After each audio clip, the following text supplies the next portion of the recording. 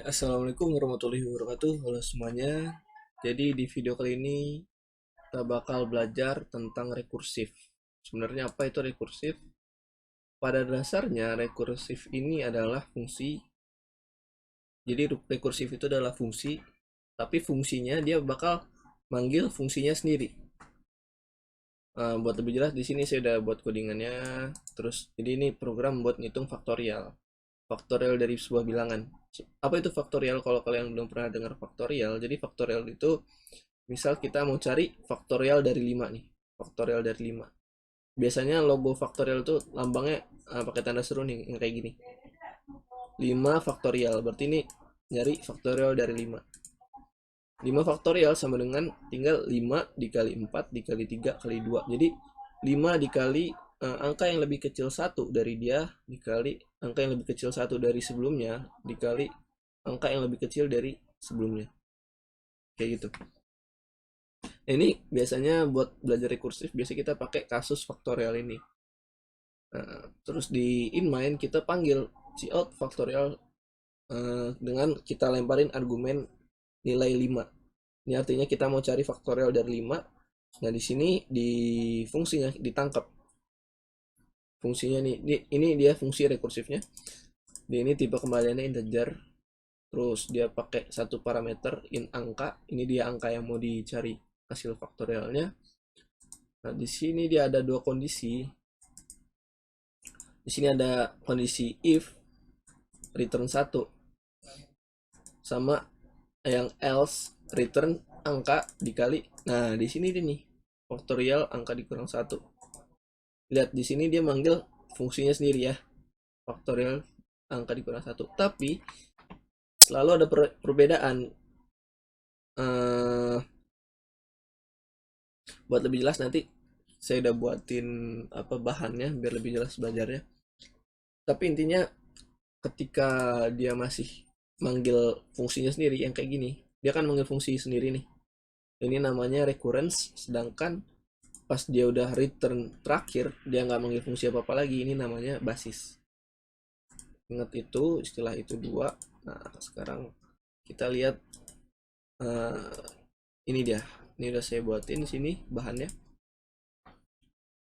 Jadi kan tadi di codingannya kita manggil faktorial dari 5 ya. Faktorial dari 5. Kita manggil faktorial dengan parameter 5. Berarti yang terjadi gini. Ini cara bacanya gini ya. Ini hasil dari pemanggilan fungsi faktorial dengan parameter 5 atau faktorial dari 5.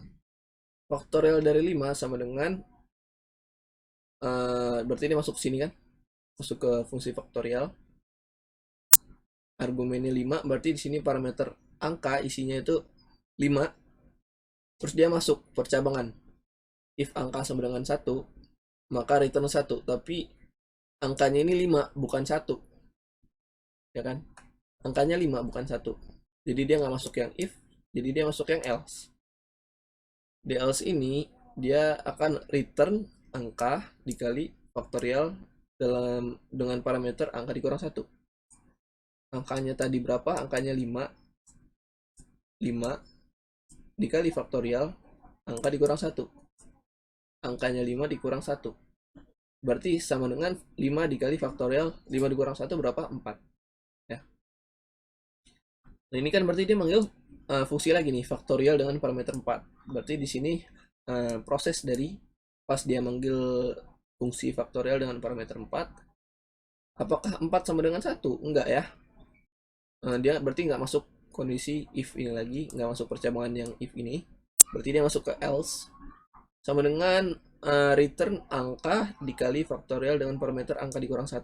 Angkanya 4. Ya, sekarang kan dia manggilnya parameter 4, berarti sekarang ini sini angkanya 4 dikali faktorial angka dikurang 1, dimana angkanya 4 dikurang 1 berarti sama dengan faktorial 3 ya. Berarti faktorial 4 sama dengan 4 dikali faktorial 3. Di sini dia manggil fungsi lagi. Faktorial 3, apakah 3 sama dengan 1?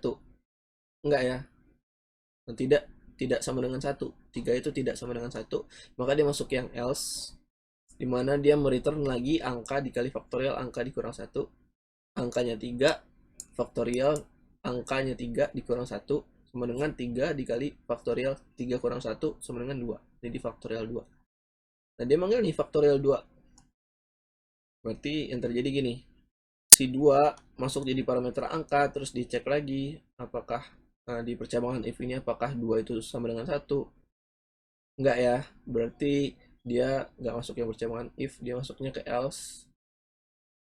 Berarti dia bakal nge-return angka dikali faktorial angka dikurang 1. Angkanya berarti 2 dikali faktorial dari angkanya 2 dikurang 1. Sama dengan 2 dikali faktorial 2 dikurang 1 sama dengan 1 ya. Berarti 2 dikali faktorial 1.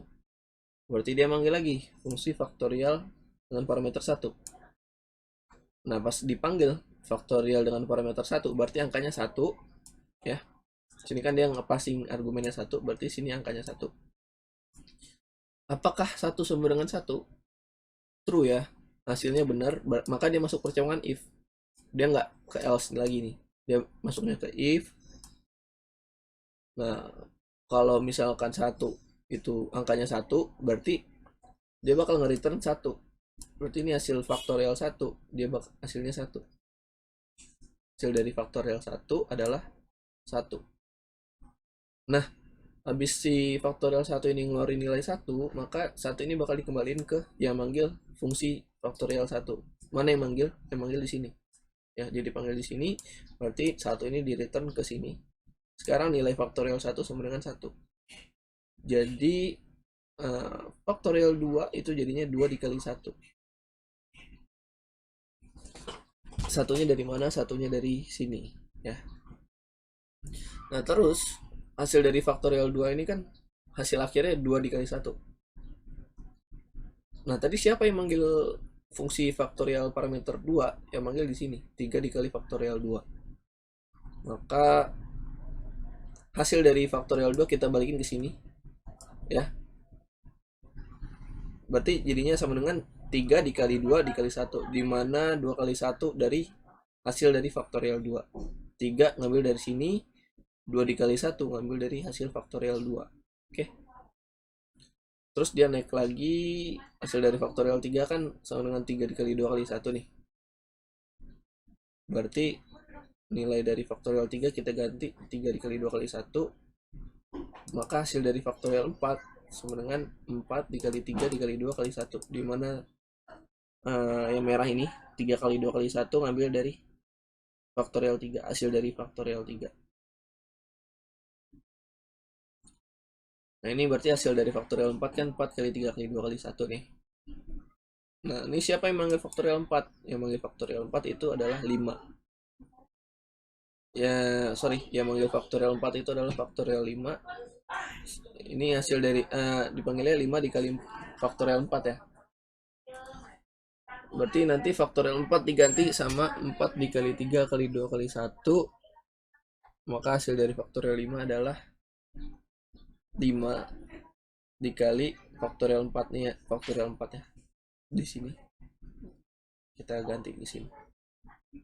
Jadi hasil akhir dari pemanggilan, hasil dari pemrosesan akhir faktorial 5 itu sama dengan 5 dikali 4 kali 3 kali 2 kali 1. Sama kayak gini ya, 5 kali 4 kali 3 kali 2 kali 1. Sebenarnya ini ada kali satunya, tapi satu biasanya dalam mood kalian nggak ngaruh ya, karena bilangan dikali 1 sama dengan bilangan itu sendiri. Misal 10 kali 1 sama dengan 10, 7 kali 1 sama dengan 7 gitu. Jadi ini nggak saya tulis.